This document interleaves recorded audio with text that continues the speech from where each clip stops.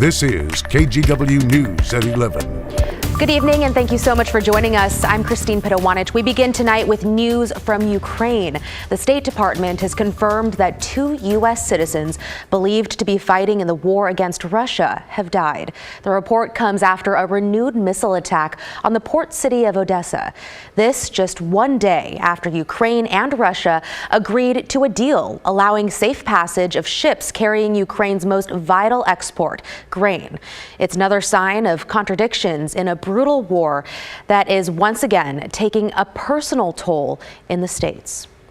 Meantime, in the U.S., a deadly heat wave is responsible for 3 deaths as of today. The heat just isn't letting up. More than 265 million people nationwide are facing temperatures above 90 degrees this weekend, with some areas feeling more like 110 degrees.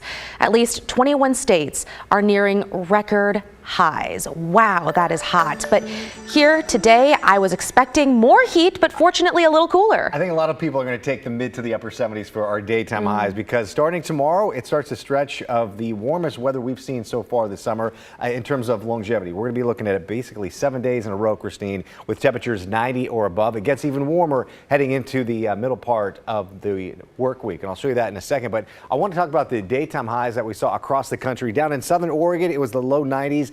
Salt Lake City, you saw temperatures over 100 degrees. It's been downright warm throughout parts of the desert Southwest, and because of that heat that they're seeing over in Salt Lake City and Nevada, that's going to start to move north a little bit, and that's going to be impacting us over the next couple of days. Along the East Coast there, relatively mild for late July. Atlanta, you saw temperatures close to 80 degrees. Now, here's a look at the watches and warnings that we are going to be facing basically heading into Monday, when that heat really starts to approach us with temperatures in the mid to the upper 90s. It's going to be an excessive heat watch, and it's not just going to be staying in effect for the couple days. It's going to be staying in effect from Monday all the way into Friday. We'll zoom out a little bit. Here's a look at some of the other watches and warnings that are facing parts of the Midwest and along the East Coast. It is going to be absolutely hot over the next couple of days. As we look at the weather headlines, heat arrives Sunday, 90 degrees or warmer all next week. And get this, Tuesday through Thursday, we could be looking at a 3-day stretch with temperatures at least 100 degrees. I don't expect us to see, 103, 104, but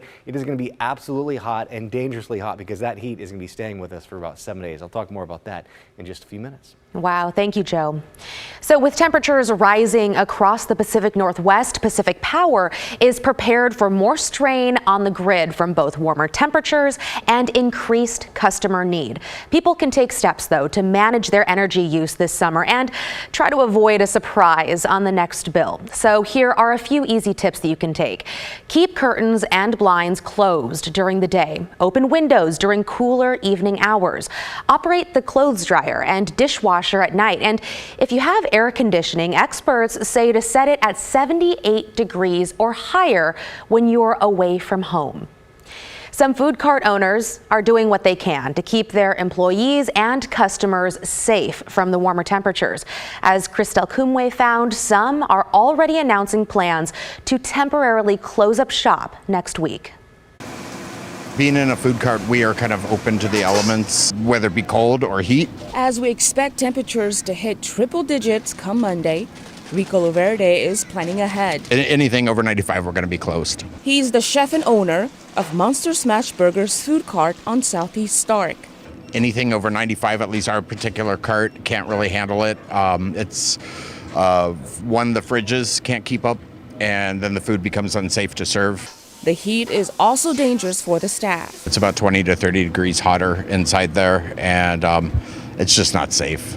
It's too hard on the crew. The business is usually open 6 days a week, but Rico says they'll likely be closed most of next week. Wasn't expecting this to happen, so it's going to be a bit of a hit financially, but we got to be safe. Other food carts, including MF Tasty on North Williams, also plan to close. There have been times in the past where we were less established and we're like, I cannot miss this sales, I have to at least try. And I would come in and my spice jars were melted and my brain just turned to jello. Eric Gittenstein runs a food cart with his wife. He says closing a business unexpectedly like this can hurt the bottom line. Because you still have to pay your employees, you're not making any sales.